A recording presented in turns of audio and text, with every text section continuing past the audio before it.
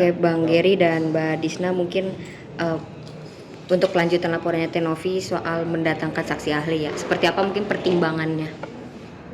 Sebenarnya kita belum sampai tahap di sana ya. Kita masih tahap menunggu panggilan, insya Allah di minggu ini keluar panggilan pelapor, baru kemudian saksi-saksi. Setelah saksi-saksi baru kemudian dilanjutkan saksi ahli. Kalau dari Tenovi sendiri gimana menghadapi semua laporan dari Tenovi dan laporan dari Alvin Lim juga terhadap Novi? Sebenarnya kami ya, Teknopi khususnya sangat menyayangkan laporan dari saudara Agus ya, karena memang ini kan sudah di titik akhir nih dari Kemensos, kemudian menunggu hasil dari Kemensos ya, gitu. Tapi pada prinsipnya Teknopi, jika Agus melaporkan bukan hanya 1, 2, 3 bahkan 100 pun Teknopi tidak akan melaporkan balik. Melaporkan balik Agus ya? Ya tidak akan. Iya. Teknopi tidak akan melaporkan balik Agus karena memang itu wujud dari sosialnya Teknopi ya. Karena Alvin Lim sempat bilang katanya Tenovi diminta untuk belajar bahasa Indonesia karena yang disebut Alvin Lim itu pertanyaan bukan pernyataan. Gimana Bang Gary dan Bu Krisna sebagai kuasa hukum Tenovi itu analisisnya gimana untuk statement itu?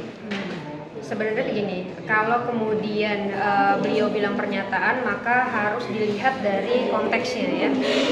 Nanti kemudian karena sudah dilaporkan, maka biarkan kemudian penyidik yang bekerja.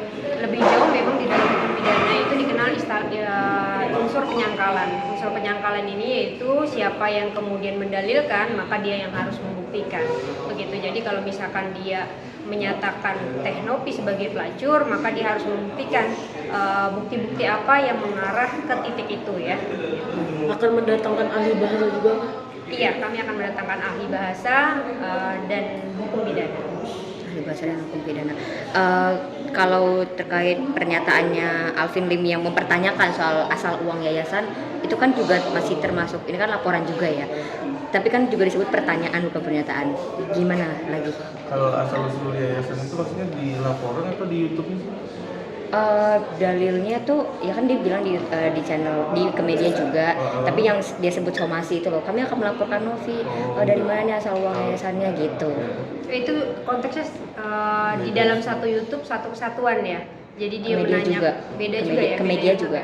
Iya Iya, setahu kami itu satu kesatuan dengan dia pernyataan Teknopi apakah seorang pelacur dan apakah kemudian menjual anak-anak ODGJ yang itu diperkuat sebenarnya dengan jawaban-jawaban YouTube-nya dia sendiri. Jadi jawaban dia itu bukan lagi bentuk pertanyaan ya, tapi sudah pernyataan. Ya, jawaban yang dimaksud itu kolom komentar. Di kolom komentarnya bisa teman-teman cek sendiri. Di situ banyak statement yang karena kan banyak netizen yang tanya, di situ dijelaskan dengan detail. Nanti itu akan sudah di screenshot jadi bukti juga. Ya, sebagai alat bukti. Ada salah satu video yang viral juga nih Bang Ger dan Mbak Dina, timnya Alvin Lim itu sempat nyebut, ini sebenarnya mungkin bercandanya, yang nyebut bukan Alvin Lim tapi timnya, kita nggak mungkin melaporkan orang miskin kita tolong, tapi orang kaya pasti kita laporkan gitu. Nah itu gimana, apakah bisa menjadi salah satu bukti? Itu salah satu doa mungkin ya, kita aminin aja. Amin. Kalau sebenarnya begini, kalau misalkan di dalam hukum itu tidak ada perbedaan ya, mau orang tidak mampu, mau orang mampu, mau orang manapun gitu, itu sama saja di hadapan hukum, jadi tidak boleh dibeda-bedakan ya. Ya, karena ada asas equality before the law. Itu semua harus sama di hadapan hukum. Kalau dari laporannya Bang Alvin Lim, kabarnya mereka juga akan menyiapkan ahli bahasa gitu untuk menjelaskan statement mereka, pihaknya Bang Alvin, dan mungkin juga mengkoreksi wawasan hukum Tenovi gitu dianggapnya. Gimana menurut dari Mbak Disna? Kami memang melihat ya, laporan itu memang bergulir di Mabes Polri. Ini yang kemudian sempat kami pertanyakan dengan lamanya laporan itu berlangsung ya, hampir sekitar 7 jam ya, dari jam 11 sampai jam 8 malam. Ini tentu di dalam itu pasti ada perdebatan karena di Mabes Polri itu ada syarat-syarat baik itu kemudian subjek hukum yang dilaporkan. Jika subjek hukum yang dilaporkan di luar Jakarta ya, makanya kemudian Mabes Polri menerima laporan itu.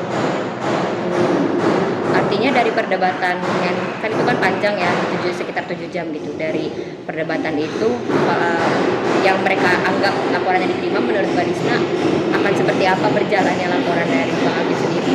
Kalau kami sangat yakin itu tidak akan terpenuhi ya. Yang pertama, delik sabjek hukum yang kemudian dilaporkan itu tidak terpenuhi. Karena di dalam video itu yang kami lihat tidak ada penyebutan nama bersangkutan ya, nama Agus. Bahkan selain nama, di sana juga tidak menyebutkan inisial sama sekali itu di sana. Indikasi yang dilaporkan adalah memakai kacamata hitam, terus kemudian memakai perban. Jangan kemudian orang yang memakai kacamata hitam itu diidentikan dengan kebutaan gitu. Itu yang kemudian keliru. Menurut kami perlu tafsiran yang panjang bagi penyidik untuk menetapkan ini. Benar ya? Apa? Tadi pertanyaan. Ya. Siapa? Oh, kembali. Tadi udah ya, maksudnya udah dijelasin yang 7 jam itu. Nggak memenuhi unsur ya. Artinya kalau dari menurut Mbak Disna dan Bang Geri, kalau dipanggil gitu siap untuk hadir. Siap sebagai warga negara yang baik, kami siap untuk dipanggil ya. Kalau dari Tenovi sendiri gimana? Tenovi posisinya sebenarnya hatinya hancur ya, karena memang ini sudah menyangkut harkat martabat perempuan dan juga mengenai anaknya ya. Jadi anaknya itu ditanya-tanya oleh temannya. Memang anaknya Tenovi tidak menggunakan gadget, tapi temannya yang kemudian juga mungkin dari percakapan apa segala macam itu yang kemudian bertanya. Ya mungkin itu sekedar tambahan juga. Mas AS ini kan membuat laporan lagi kepada Tenovi yang sebetulnya kita lihat ini sebenarnya mencederai apa yang memang diinisiasi oleh Kemensos sebelumnya ya, kalau nggak salah gitu kan, walaupun kita memang belum dipanggil sih, tapi di situ yang kita pahami adalah pihak Bang Densu dan pihak Bang Farhad di situ berdamai, pihak Bang Farhad dan kawan-kawan, pihak Bang Densu dan kawan-kawan gitu kan, kita udah sangat clear diinformasikan oleh Bang Densu untuk tidak melakukan apapun itu gitu kan, untuk apalagi laporan gitu kan. Nah, kita nggak tahu dari Bang Farhad apakah menyampaikan itu atau seperti apa atau Mas AS itu. Jadi kita sangat menyayangkan bahwa sudah turun Kementerian Sosial tapi tidak ada hal yang dia petik dari pertemuan dengan Menteri Sosial. Itu sangat disayangkan sekali. Ini seolah-olah ada yang menunggangi, menyuruh AS untuk melaporkan. Iya, Garis sebenarnya seperti apa sih? bisa kita lihat dari beberapa potongan video ya. Di antaranya saudara AS ini kemudian menarik diri gitu ke dalam lagi ketika dia keluar pintu bareskrim ya.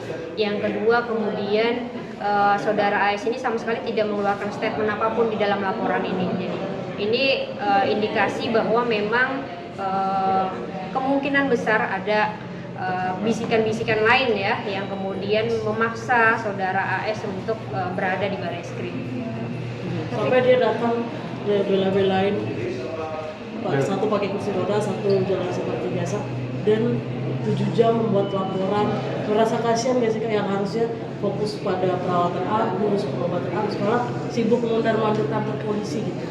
Itulah segala daya upaya dari yayasan pun juga udah mensurati kan, tapi memang tidak ada goodwill menurut kita ya gitu kan. Makanya dari itu kenapa kok kita yang mengajak untuk kebaikan pengobatan tidak didatangi, justru yang hal-hal seperti itu dia datangi kan, itu juga kita bertanya sih kenapa.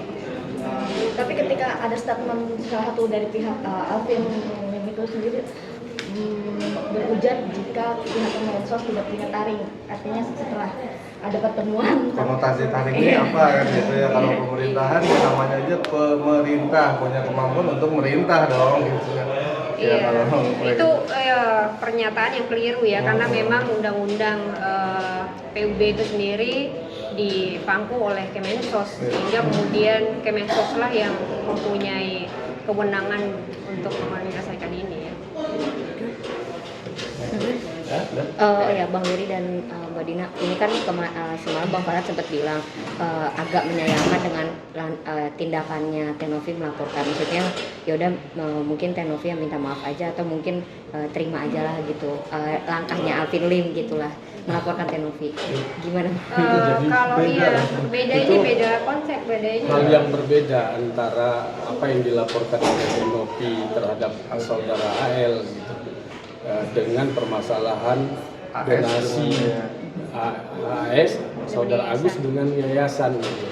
Kalau apa yang dilaporkan itu adalah menyangkut harkat derajat diri pribadi dan profesi pramugari serta juga perempuan secara umumnya, sehingga kalau Teknopi tidak mengambil langkah hukum, ini akan menjadi catatan buruk sepanjang masa, sehingga memang kami berpandangan langkah hukum yang dilakukan itu adalah langkah untuk membersihkan nama baik Teknopi dan masyarakat Bali.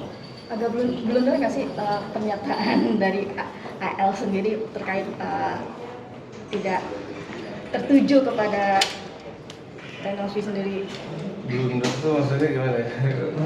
Di situ kan jelas dia menyebutkan nama dan dia menyatakan sebagai kuasa hukum AS yang sedang berhadapan dengan pihak PT gitu kan. Ya itu nanti kan kita sama-sama deskripsikan aja dengan masing-masing ahli kan, ahli bahasa dari pihak terlapor maupun dari pihak pelapor. Iya, tapi itu udah konkret sih dengan kemudian YouTube-nya menjawab pertanyaan netizen ya, itu sudah konkret. Jadi tidak ada lagi dalih bahwa itu merupakan pertanyaan ya.